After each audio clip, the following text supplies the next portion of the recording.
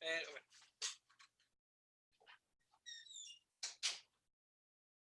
Ya, ahora sí, he cerrado la puerta para el tema. ¿Listo? Ok. Puedo administrar por acá, pero no puedo ver más. Sí, lo voy a mover todo para poder ver cualquier otro tema. Listo. Ya, ok. Empezamos entonces. Ya, ok. Pues nada, lo primero que hacer es darle una bienvenida al webinar. Vamos a ver un tema de programación reactiva con, en este caso, Angular, React y, bueno, vamos a ver lo que es RxJS. ¿Sí? El ejemplo que les tengo preparados por ahora es con Angular y luego pues les voy a invitar a un taller, un seminario, ya al final de, en este caso, de toda la presentación. Para evitar que no haya ningún otro tema, ¿no? De conflicto, lo voy a poner por ahora, no lo voy a presentar en pantalla completa, pero no hay ningún problema, ¿sí? Entonces, primero presentamos, ¿qué es RxJS? Bueno, RxJS vendría a ser una librería de programación reactiva en JavaScript. ¿Qué es lo que hace esta librería? Pues verifica datos asíncronos y nos lo itera en lo que vendría a ser una colección de datos, que serían los observables. ¿Sí? Es una extensión, ojo, no es un lenguaje de programación así como tal, es una extensión de una librería de JavaScript y pues es modular, tiene una mejor forma de poder hacer debug, ¿ok? Tiene mucha compatibilidad y bueno, te reduce por completo, en este caso, el tema de ¿cómo puedo decirlo? El camino directo de, en este caso, el consumo de APIs. ¿De acuerdo? Lo siguiente sería ver ya más a profundidad, ¿no? ¿Qué es la programación reactiva? La programación reactiva es programación, como dicen, ¿no? Orejar, manejo de streams de datos asíncronos.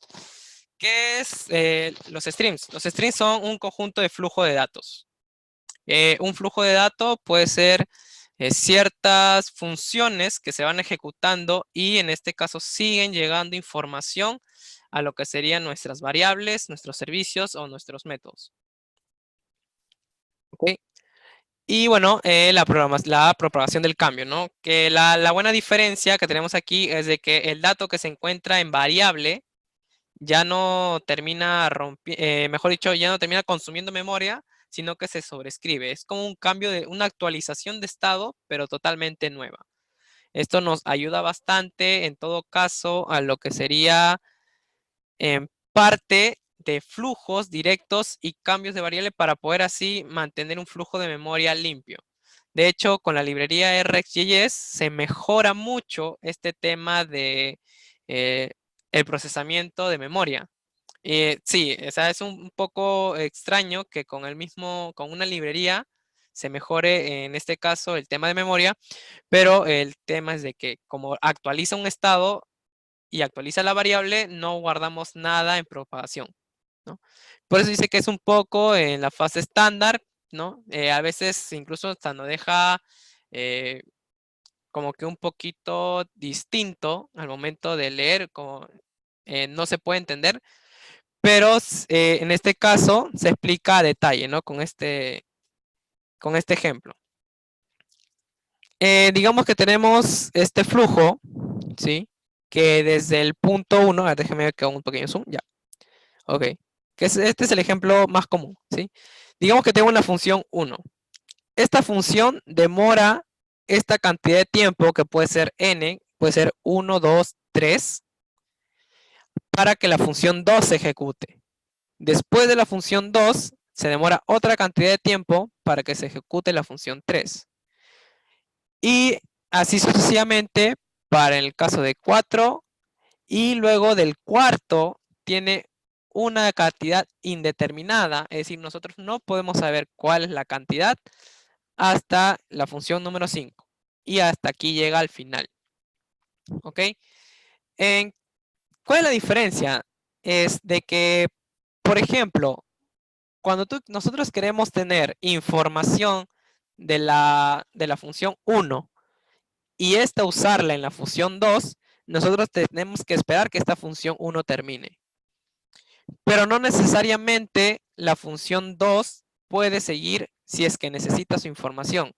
Como vemos en el ejemplo de abajo, si la función 2 no necesita información, necesita una información independiente, puede seguir de manera síncrona, es decir, en el mismo hilo. Si en cambio la función 3 necesita información de la función 1, esta función debería esperar a que esta función termine para poder ejecutarse. Y de igual forma, nosotros no podemos terminar nuestro flujo de datos si es que no tenemos la información completa dependiendo de cada función. ¿Qué quiere decir? Que nosotros vamos a esperar a que una función termine para que siga otra. Y así sucesivamente. Sí, es programación síncrona, pero con la diferencia es de que el observable siempre va a mirar, en este caso, toda la línea de funciones. ¿Sí? Puede ser 1, 3, 6, 10, luego esperar una cantidad muy amplia de tiempo y se ejecute en la función número 15 o en el segundo 15 y nosotros podemos terminarlo en el momento que deseemos. Ahora, esto en RxJS, ¿ok? Se llama observable, observer y subscribe.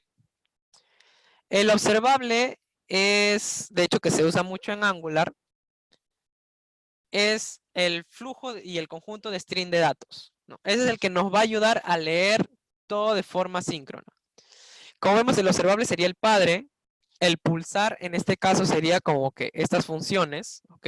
Las funciones que pueden ser en tiempo 1, en tiempo 3, en tiempo 6, en tiempo 10, con una cantidad indeterminada de tiempo. ¿Por qué? Porque existen muchos factores. Velocidad de conexión a internet.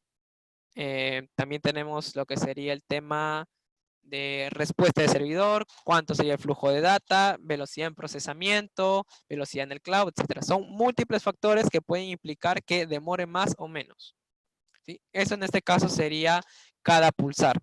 Y cada pulsar en este caso es asíncrono. Y cada pulsar se convierte en un observable. ¿Qué quiere decir? De que los puntos intermedios que no requieran de la información del observable pueden ir en el mismo momento. Digamos, yo tengo una función 1 y tengo una función 2. Estas dos funciones, si la función 2 no depende de información de la información que tiene la función 1, puede correr en un hilo independiente. Eso sería asíncrono. Sin embargo, si necesitamos una función 3 que dependa de la función 2, sería síncrono. Este pulsar sería, digamos, la respuesta, pasa al observable, regresa y dependiendo cuánta información vamos a necesitar, siempre nosotros vamos a tener una respuesta factible. Ahora, el observer, en este caso, es el que observa lo observable. ¿Qué quiere decir? El observer es quien está pendiente de que exista cambio en el flujo de datos. ¿Ok? Si es que ha recorrido uno o más información en un determinado tiempo, eso es lo que el observer en este caso se verifica. Sí, suena gracioso, ¿no? Observer, observador, sí. Pero sino que el tema es de que es quien valida que ha habido un cambio directo en el observable, es decir, en la variable inicial, ¿no? Por ejemplo, si aquí en un determinado tiempo cambió, el observer es quien asegura este cambio y le dice al observable que tiene que ahora retornar dos datos, ¿no? Y el subscribe, que sería un método, es un método exclusivo de los observables, es un método como dice, de suscripción, que un ejemplo factible sería cuando tú te suscribes a un canal de YouTube, y a ti te van a llegar las notificaciones cada vez que él tenga alguna información que darte. Exactamente lo mismo. Cuando este observable y tú te suscribas directamente a él, la información que te retorne va a ser la misma. Es decir, cada información que se va a iterar te va a retornar gracias al subscribe, porque te has suscrito a este. Este es el que te va a retornar toda la información. Si tu método no tiene ningún subscribe, ¿ok? No te va a retornar nada. La única forma que te retorne es si lo conviertes a una promesa. ¿Y cuál es la ventaja que tiene un observable ante una promesa? La promesa solo te va a devolver un único flujo de datos, mientras que el observable te puede devolver múltiples flujos de datos. Y todos los métodos que tengan el observable, que adicionales a los subscribe, son todos los métodos de arreglo. ¿Por qué? Porque el observable siempre se considera una colección de datos. Y una colección dentro de JavaScript lo cataloga como si fuera un arreglo. Y bueno, este arreglo puede ser un arreglo de n objetos, un arreglo con matrices, un arreglo de arreglos, un arreglo con datos dinámicos. Independiente de su respuesta, te va a devolver un arreglo. Y lo que hace su subscribe es iterar cada respuesta y luego la colocamos dentro de una variable para poder retornarla.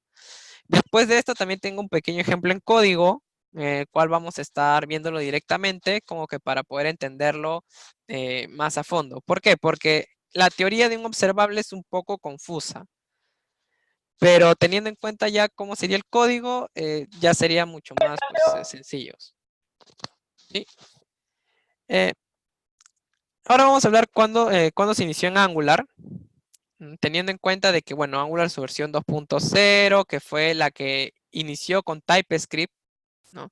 A una diferencia de que en la versión 1 tuvo soporte de ES6 y TypeScript, en la versión 2 lo adapta directamente.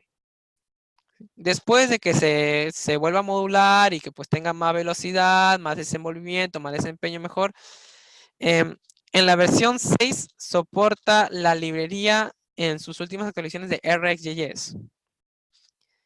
Que sería ya a completo en mayo de 2018. Ya desde antes se podía existir, pero habían ciertos problemas, en este caso la librería no se podía adaptar al 100%, pero en la versión 6 ya su versión más completa llega en Angular. Y nosotros, de hecho, cada vez que trabajamos con Angular lo hemos utilizado.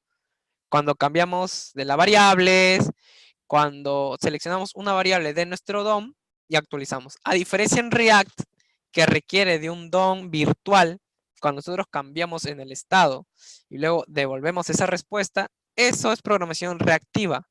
De hecho, cuando nosotros creamos un proyecto en React, dentro del Node Modules ya está por defecto el RxJS para poder utilizarlo.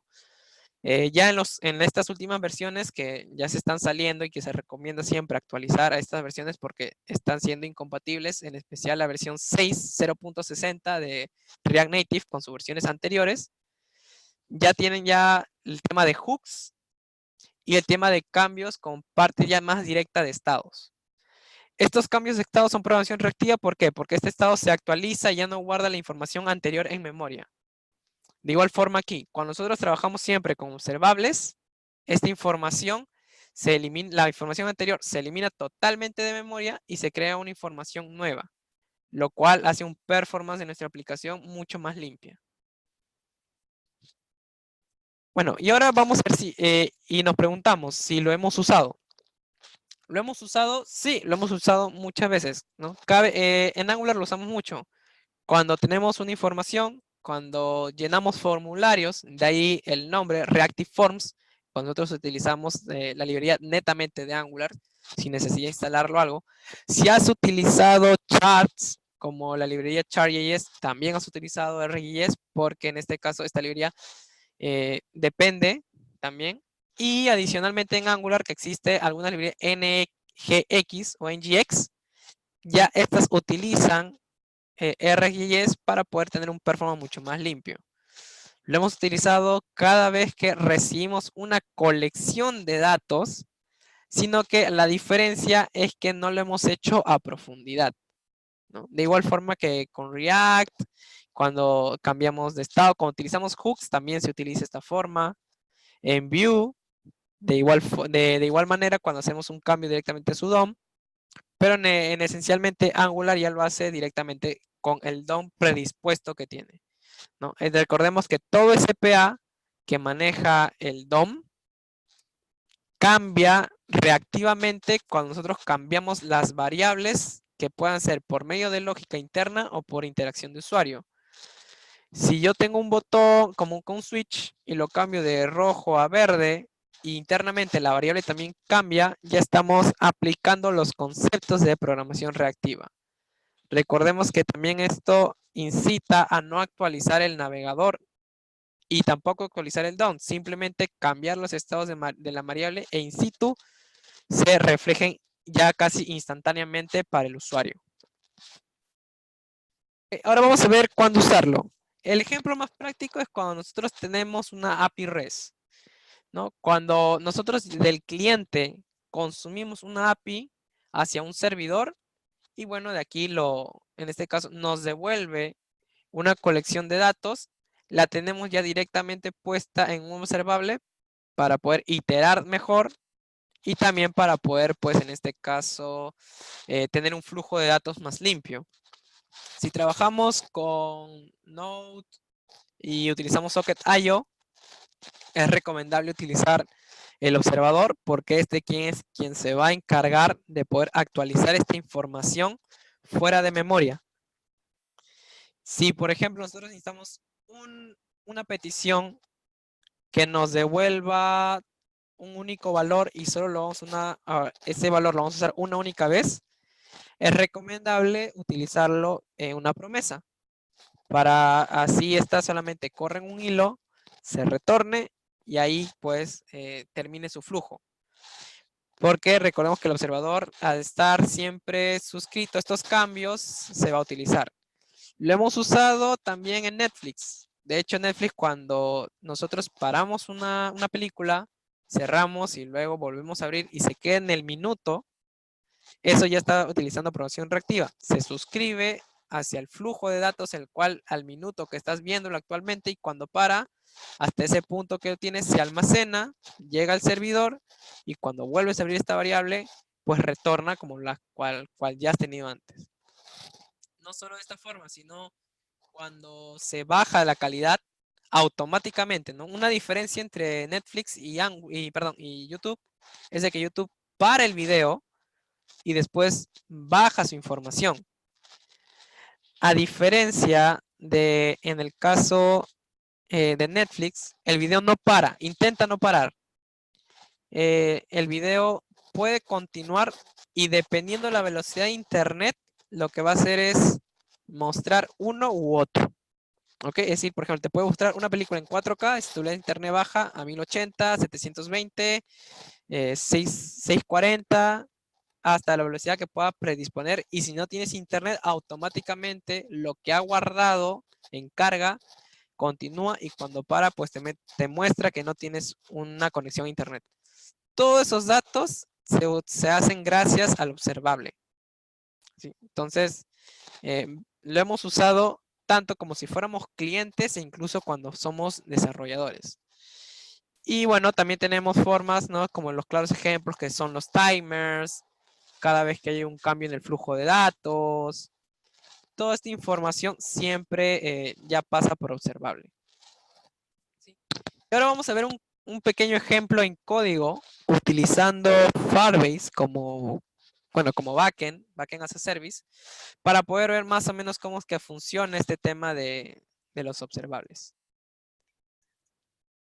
¿Sí? Aquí lo tengo. Ok. Y vamos a ver exclusivamente ya el servicio, ¿no? En este caso yo tengo el código. Si quieren ver el código, en el seminario vamos a realizar todo este subscribe y vamos a poder realizar este ejemplo ya de forma más didáctica. Ok, ¿qué es lo que hacemos? ¿Sí? Voy a hacer un poquito de zoom, listo.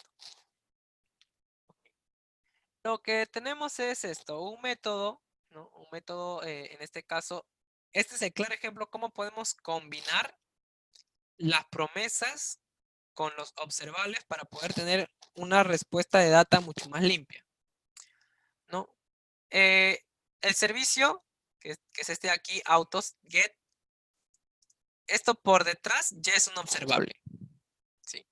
Este observable lo que me trae es una colección de datos, gracias al método subscribe. Si, por ejemplo, tú no quisieras la colección de datos directa como un observable, lo que podría hacer es forzarlo a que sea una promesa colocando un punto to promise. Coloco sin await para hacerle referencia que yo no quiero que se ejecute otras cosas hasta que este observable no termine. Y este observable no termina hasta el momento de iterar. Este subscribe me revuelve un callback. ¿Qué es el callback? Que es una función, ¿ok? A diferencia de la función normal, que sería, por ejemplo, está aquí. El callback no me da un parámetro de entrada, sino me da un parámetro de salida. Es decir, res es lo que me responde esta función de collection, el nombre de la collection, .get. Ok, esto ya sería más que todo una respuesta y res sería el resultado. Ok, el callback, a la diferencia con la función, es de que te trae ya la respuesta como parámetro. Se utiliza un arrow function para poder utilizar esta función como anónima y tener un resultado más directo. Coloco llaves simplemente para poder realizar más líneas de código. Si no colocara llaves, retornaría como tal. El arrow function, a diferencia de los métodos en Angular, sí retorna algo y bueno, podría retornar un null. Lo que hago es llamar ahora res. Tiene una propiedad llamada docs que me trae al mismo Firebase. Y si se dan cuenta, tiene un punto map. Este punto map también lo trae directamente desde los observables en la librería RxJS, pero las últimas versiones de JavaScript ya lo colocan directamente como otra forma de iteración. A la diferencia es de que no voy a iterar, por ejemplo, la posición de cada padre en el arreglo, sino lo convierte, desintegra cada uno y me itera objeto uno por uno, que en este caso lo llamo element. Este map también es otro callback. Como vemos aquí, estamos iniciando un callback y luego utilizamos otro. Y el index, que bueno, sería en este caso, pues, el índice. Creo acá directamente una variable, ¿ok? Donde voy a armar toda la información que yo necesite. Por ejemplo, la placa, la marca, el modelo, si está asegurado o no, el valor comercial y el element ID. Y lo único que hago es guardarlo en esta variable para después devolvérmelo en la página principal. La página que en este caso pues podría ser dentro de aquí. No. Vemos de que en esta página que yo ya directamente podría llamarlo, ¿no? Dentro del engine init, ya que solo quiero que se cargue una única vez. ¿De acuerdo? Y si se dan cuenta, este engine init ni siquiera es necesario ser asíncrono, sino acá directamente le digo, ¿sabes qué? Que regrese y luego voy a llamarle la variable vehículos y le voy a dar res. Acá ya estoy sobreescribiendo. Aquí en este punto, toda la respuesta que esté en este servicio de aquí, que ya era un subscribe, ya se iteró, ya devolví el arreglo, ya la estoy sobreescribiendo en la cantidad de vehículos.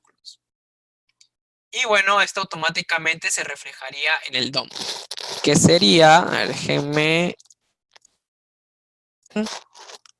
ok, gmail.com, ok, que sería esta la respuesta, ¿no? Lo ideal es de que hagamos esta respuesta ya directamente en el seminario. Vamos a utilizar algo así.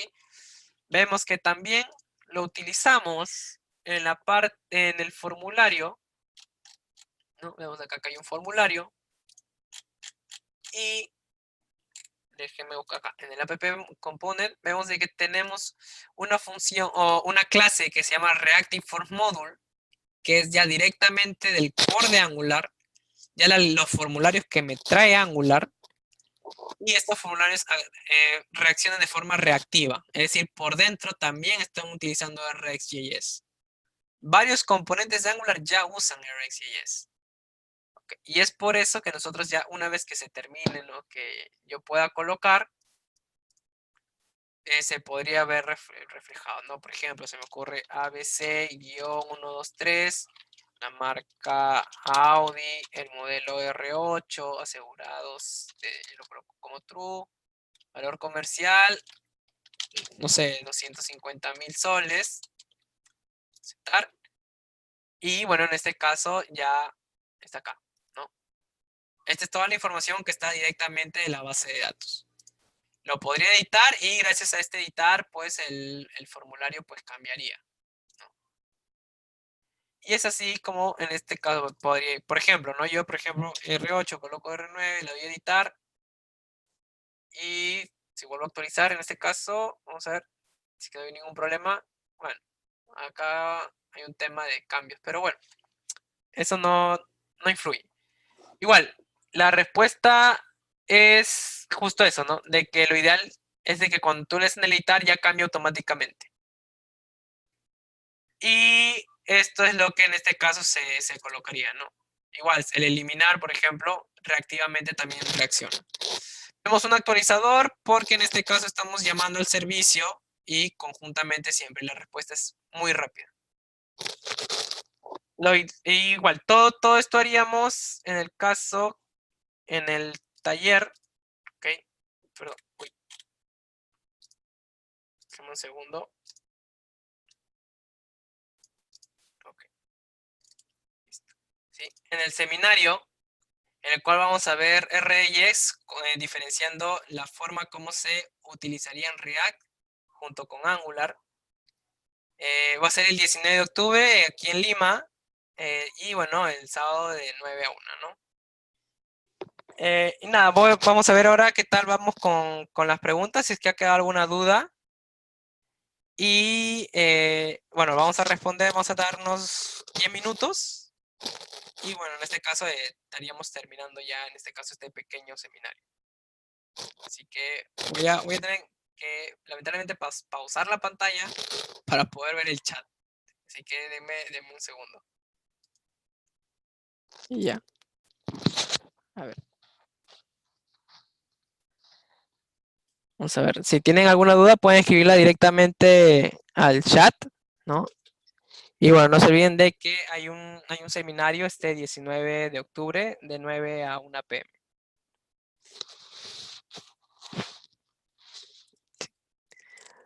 Bueno, por ahora creo que están todos muteados. Sí, todos muteados. Sí. Pasará video de este seminario online. O la PPT. Sí, la PPT la puedo pasar, no hay ningún problema. Si esa PPT la voy a subir y la puedo pasar. No te preocupes por eso. Sí, Aldair, a ver, indícalo.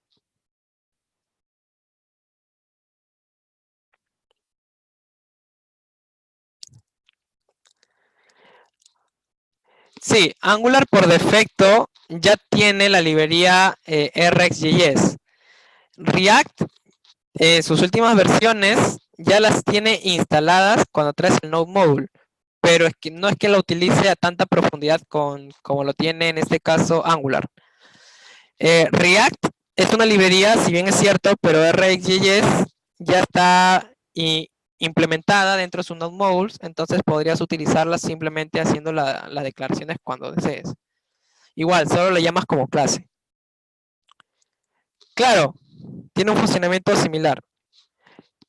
¿Cómo funcionaría? A ver, un ratito al ir. Usar Rx alimentados por múltiples microservicios tiene un funcionamiento similar. Sí, de hecho esta demo que he presentado, que es lo que vamos a realizar en el seminario, tiene en este caso el mismo funcionamiento. Todo es por medio de microservicios. Entonces, RxJS lo que te va a ayudar es a iterar cada uno independiente de todo. Si tienes una respuesta en post o tienes una respuesta en get, no hay ningún problema. Con Rx lo vas a poder utilizar directamente. ¿Puedes alimentarlo en múltiples servicios? Sí, puedes incluso resuscribir ciertas funciones a una variable anterior y esta variable automáticamente va a seguir iterando y seguir iterando. Entonces no habría ningún problema. Aldair, el MVC en Angular funciona gracias a su parte modular. Entonces, en este caso, lo que podríamos hacer, de hecho en el curso de Angular aquí también en Academia Móvil se utiliza. Y utilizamos la parte de controladores como inyección del usuario y respuesta en este caso directamente hacia componentes. El patrón funciona casi similar a lo que sería el backend, pero hay ciertas cosas que deberíamos y ciertas funcionalidades que estamos moviendo solamente por lado de front. ¿No? Ojo que también utilizamos vistas, utilizamos interfaces. ¿Recomendaría Firebase? Sí, va a depender mucho de tu proyecto, mucho también del presupuesto y del tiempo, ¿no? Si tu documento, si tu proyecto no tiene mucha información, o mejor dicho, si tienes muy poco tiempo y tienes información relevante, necesitas usar sockets de manera muy rápida, tu información no es tan estructurada, te recomendaría utilizar Firebase. Además es que es sencillo de utilizar e implementar. En Angular es muy sencillo de implementar. Recordar de que tiene ciertas limitantes, ¿no? Por ejemplo, de que al ser no SQL, tu información puede ser muy variante. Es por eso que con Angular se utiliza el MVC para poder utilizar una interfaz y que toda la información se envíe de forma equitativa, es decir, igual. Porque hacer un documento de texto, tú puedes tener, por ejemplo, ¿no? Para el objeto persona, para persona 1, tener ID, nombre, DNI y apellido. Pero en el 2 puedes tener ID, nombre, apellido y dirección. Entonces no hay tanta, no hay una conexión exacta. Y con Angular lo que se busca es pues mantener ya directamente todo. Se va a tocar las diferencias en RxJS, se va a hacer un repaso súper rápido de lo que era RxJS y vamos a hacer un ejemplo utilizando RxJS a un consumo de un servicio en Firebase, que sería la forma más rápida y bueno, si no usaríamos un servidor, ¿no?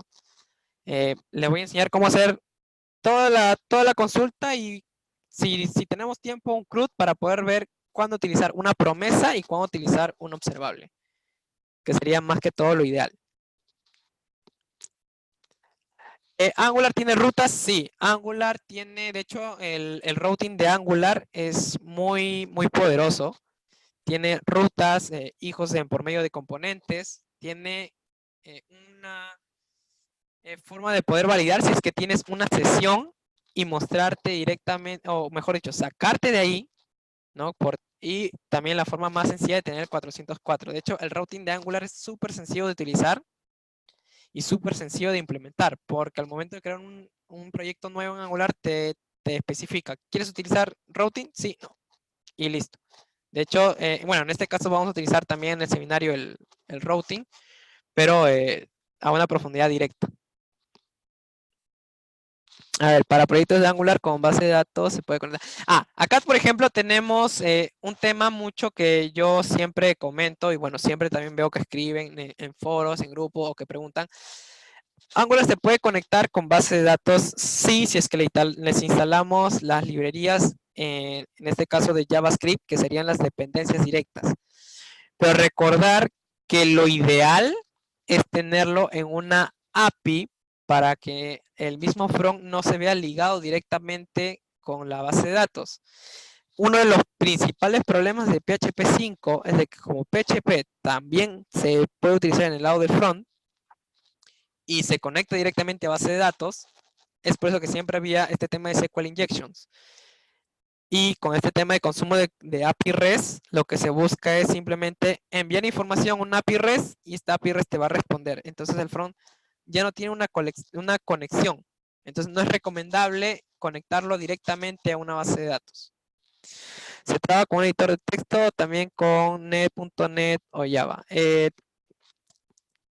Si te refieres a que Angular se trabaja con cualquier editor de texto, sí, puedes trabajarlo con Visual Studio Code, con Atom, con Brackets, etcétera. Si quieres que Angular se conecte con .NET o Java, lo ideal directamente es una API REST.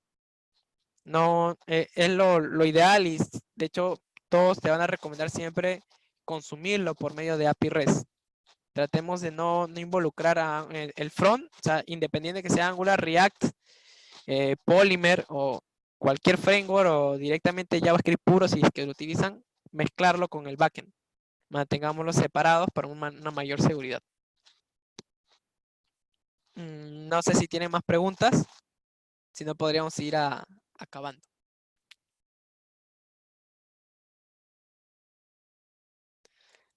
No, no, entiendo, gracias por su respuesta. Listo, no te preocupes, no hay problema. Por ahí también leí que se consideran full stack, ¿no? Recordemos de que Angular también tiene un stack que se conoce como el min stack, que sería Mongo, Express, Node y Angular, ¿no? Es por eso que tiene MEAN. Mongo, Express, Angular y Node.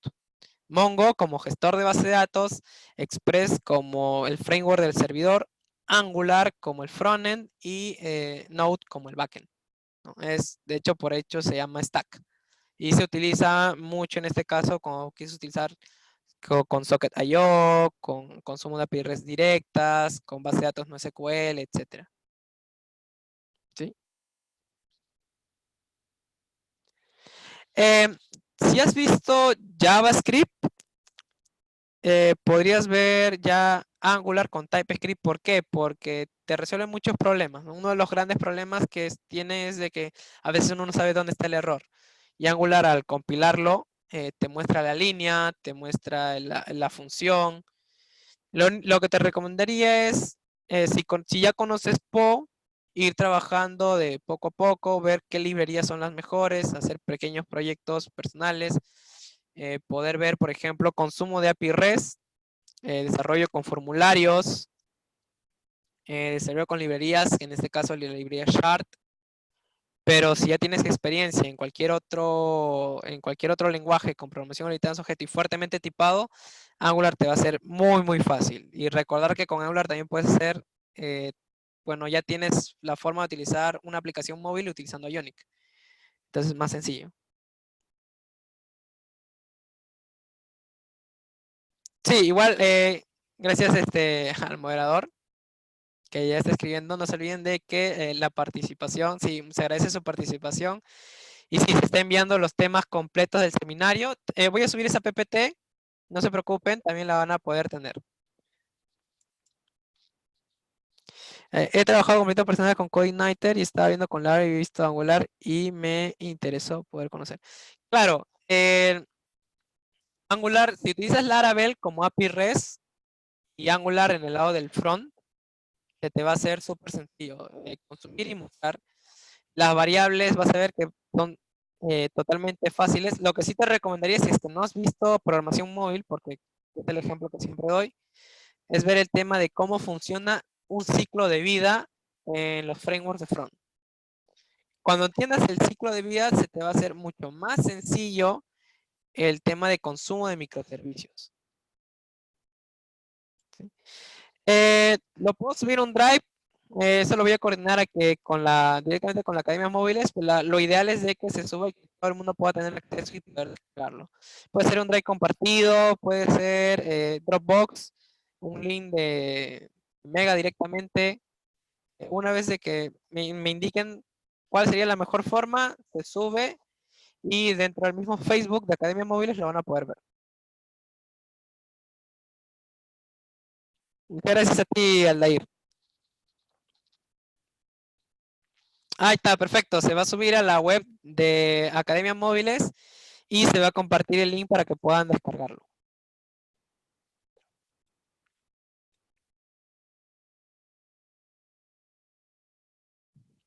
Sí, entonces al parecer, sí, si ya no hay más preguntas, entonces podríamos ya dar por cerrado la sesión. Sí, claro, Anthony. Podrías escribir.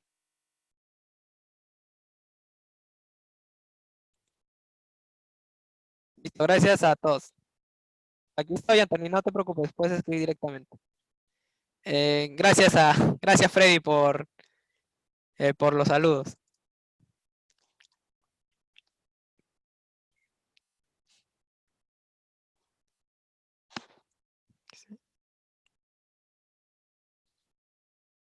El conocimiento está para compartir, Aldair, no te preocupes.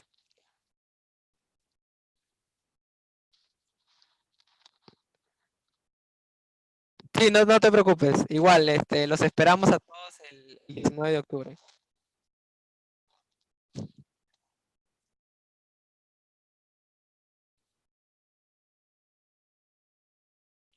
Ujú. Sí, listo.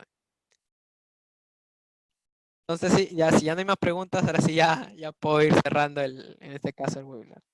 Listo. Muchas gracias a todos. Estamos en pronta comunicación y no se olviden que les haremos saber para poder subir la PPT. Listo. Nos vemos a todos. Hasta luego.